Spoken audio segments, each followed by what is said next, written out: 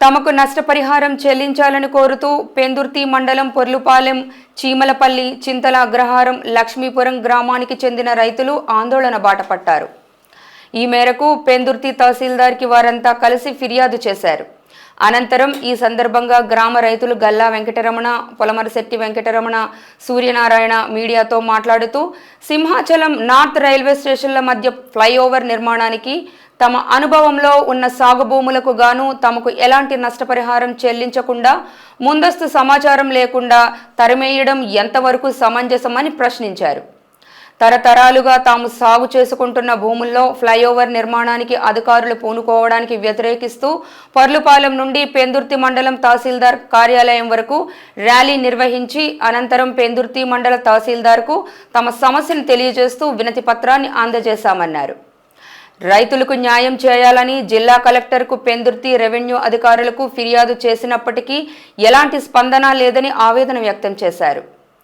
ఆ భూములు సింహాచలం దేవస్థానానికి చెందిన భూములంటూ మాట దాటేస్తున్నారని అన్నారు. పూర్వీకుల నుండి తమ అనుభవంలో ఉన్న భూములు కాబట్టి అనుభవ హక్కుగానైనా తమకు పరిహారం చెల్లించాల్సి ఉంటుందని గుర్తు చేశారు. గతంలో అటు సింహాచలం దేవస్థానానికి ఇటు రైతులకు సమానంగా పరిహారం చెల్లించారని తెలియజేశారు.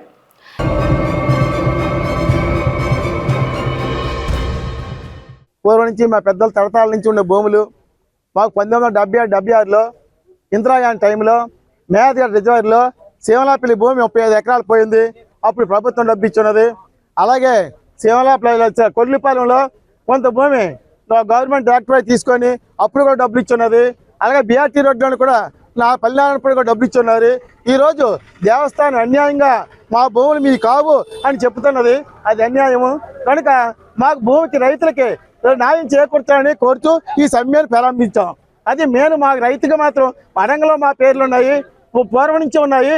ఈరోజు దేవస్థానం కేవలం రైతులు లేరని ఓన్లీ కేవలం దేవస్థానం భూమని చూపించిన దుర్మార్గం అని మేము భావిస్తున్నాం. దానికి పెద్దలు చర్యలు అయిన ఐఏఎస్ ఆఫీసర్ కలెక్టర్లు కూడా దాన్ని స్పందించబడి మా దురదృష్టంగా భావిస్తున్నాం. ఉన్న ప్రభుత్వం కూడా ఎందుకు చేస్తున్నది ఈ పని అనేది మాకు అర్థం కాలేదు.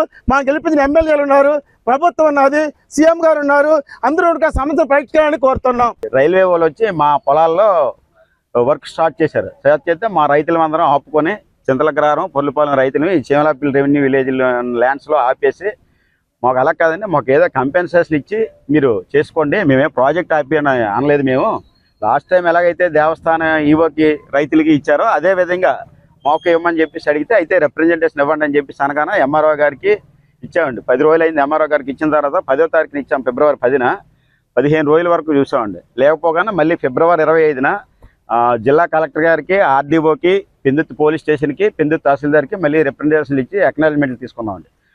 ఇది చేసిన తర్వాత కూడా మళ్ళీ స్పందన లేదండి. స్పందన లేకపోగానే మళ్ళీ 5 రోజుల నుంచి మా పొలాల్లోనే మేము నిరసన కార్యక్రమం చేపట్టినా ఎవరూ రాలేదు. అప్పుడు లాస్ట్కి ఇంకా ఇక్కడే ఏదో మాట్లాడుకుందాం వాళ్ళ దగ్గర ఆఫీసుల దగ్గరికి వెళ్ళని చెప్పేసి ఈరోజు తహసీల్దార్ గారు కలిసి మెమోరాండం ఇచ్చి ఇక్కడ ధర్నా చేద్దామని చెప్పేసి వచ్చామండి. ఇప్పుడు వారం రోజులు చూస్తాం, ఇంకొక వారం రోజులు చూస్తామండి. అప్పటికి వీళ్ళు పరిష్కారం లేకపోయినట్టయితే మేము అందరం మళ్ళీ నిరాహార దీక్ష చేస్తాం ఇదే ప్లేస్లో.